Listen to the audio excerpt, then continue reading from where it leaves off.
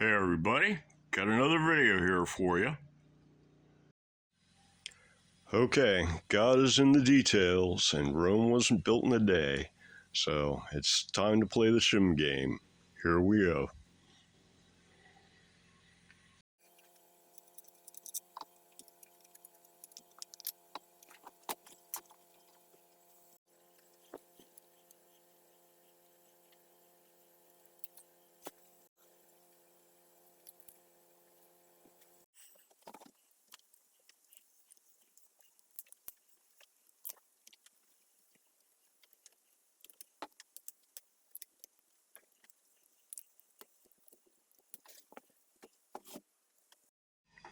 Okay, this is the first thing that I'm dealing with here is the bolt holes going through the body. They're supposed to, look like the bolts. And this one, from all the boring it out additional amount in order to get more wiggle room for neck alignment, this one went from this kind of a shape to something more like a tapered cone sort of a thing.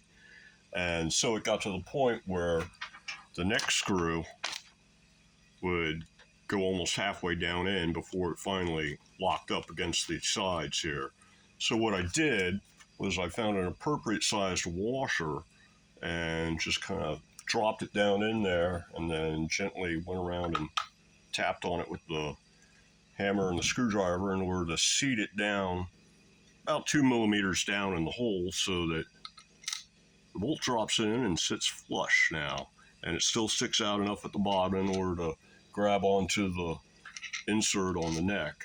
So that should fix that, and that gives it, because it was getting down to the point where you'd have to screw this in so far that I was afraid that it was getting down and starting to touch the fingerboard and wasn't really getting this joint as tight as it should be. So this should straighten things out. That'll give it something good and strong to pull against. And now that that's taken care of, now I can start thinking about how much shim to add in right here. And I think I'll start with a 1/2 mil of brass.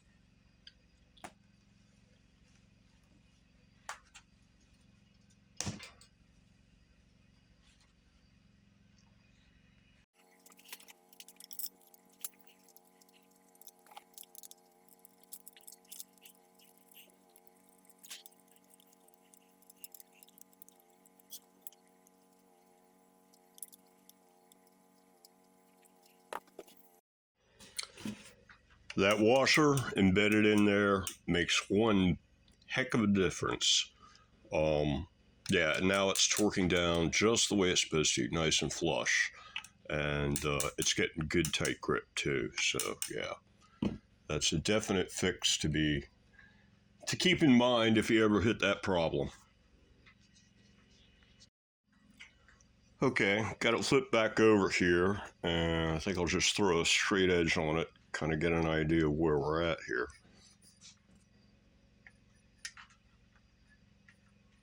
And yeah, at this end we're resting 1, 2, 3, 4. That's resting on the 5th fret down at this end. Over here, where's my finger? Yeah, over here that's on the 5th fret. And that's on the saddle. And down here at the 24th, we've still got a little bit of space. It looks to be about, maybe 2 mil at most. I think I'll go for a bit more shim.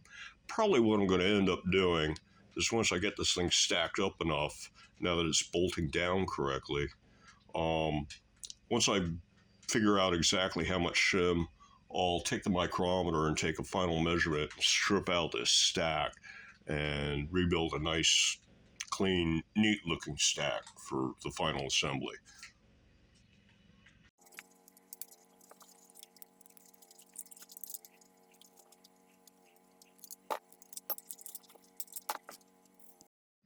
So if you look down in there, that's the washer seen from the other side, the one that I kind of pressed down in there.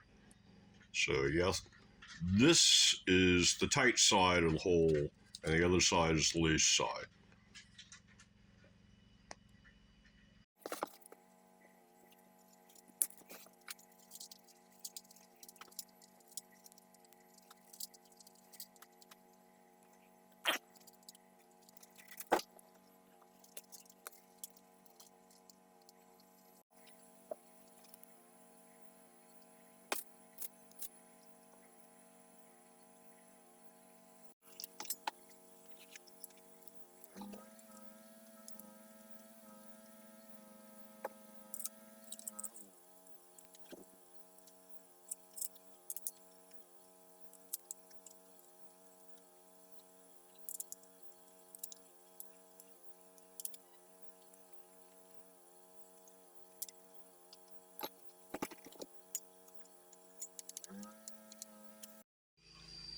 Well, that might be too much.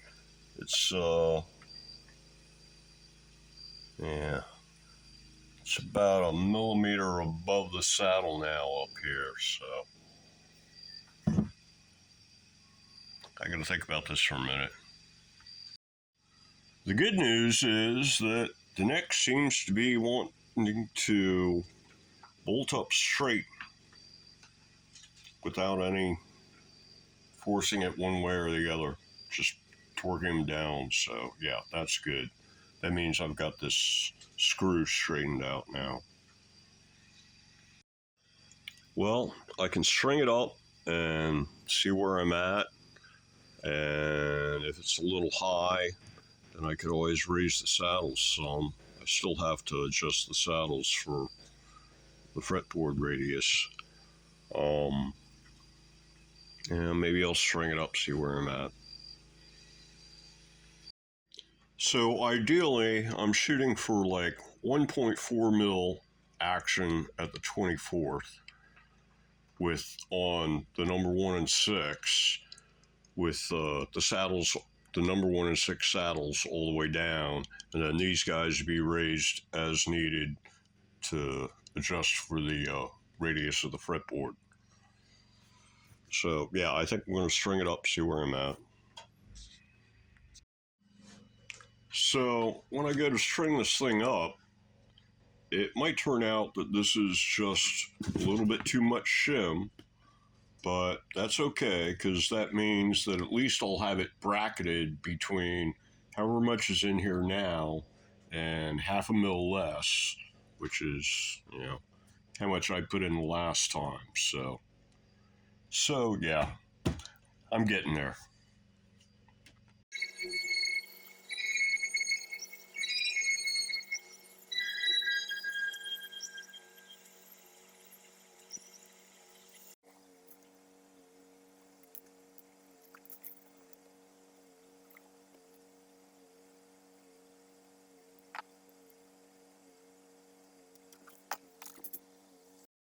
Well, hit a bit of a snag here. Got 2 strings on and up around tuning tension, and it looks like this insert has started to pull out.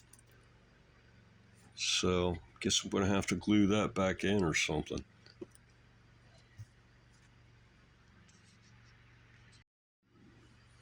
Okay, we'll start with a little bit of cleanup.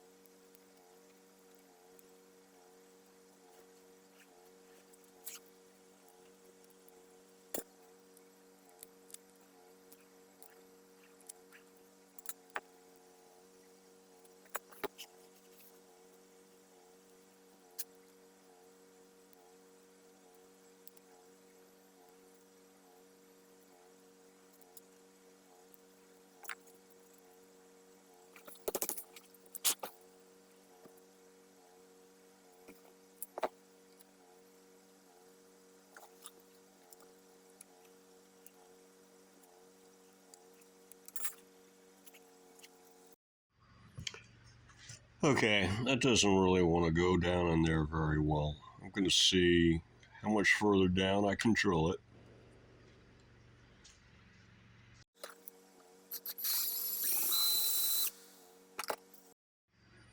Okay, my guess is the point is hitting the truss rod, so I'm going to switch over to a regular twist drill bit as opposed to a brad point, and see if I can get a little more depth into this thing.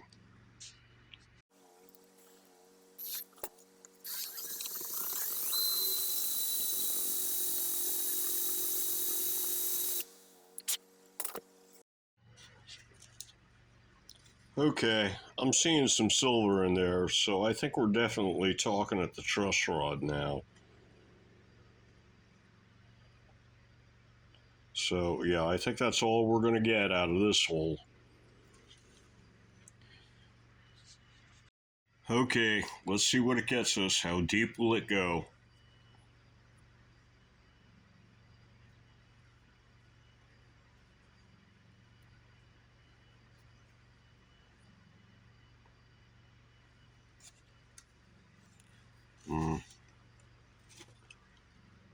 That's all it gets us. It's still standing proud a bit, even more than just the collar is proud. So, yeah, here. Yeah, see, even more than just the collar is proud. So it's not quite there. It's about where it was before, obviously, since I drilled it all the way down.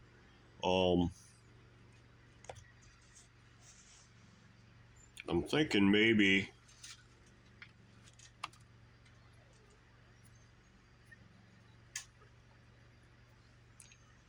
just take this thing and like tape it onto this Allen to hold it, and then touch it up against the grinder and bring it down like, I don't know, a mil, something like that, so it'll sit more flush. And then glue it all in.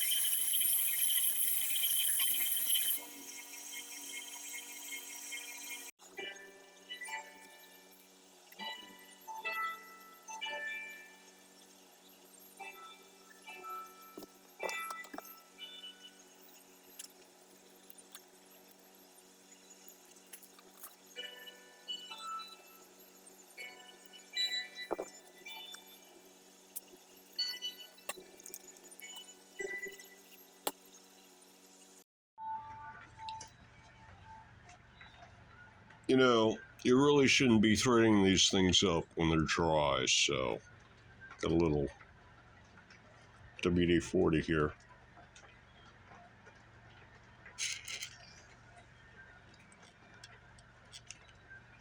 Just give them a little bath of oil, light oil, and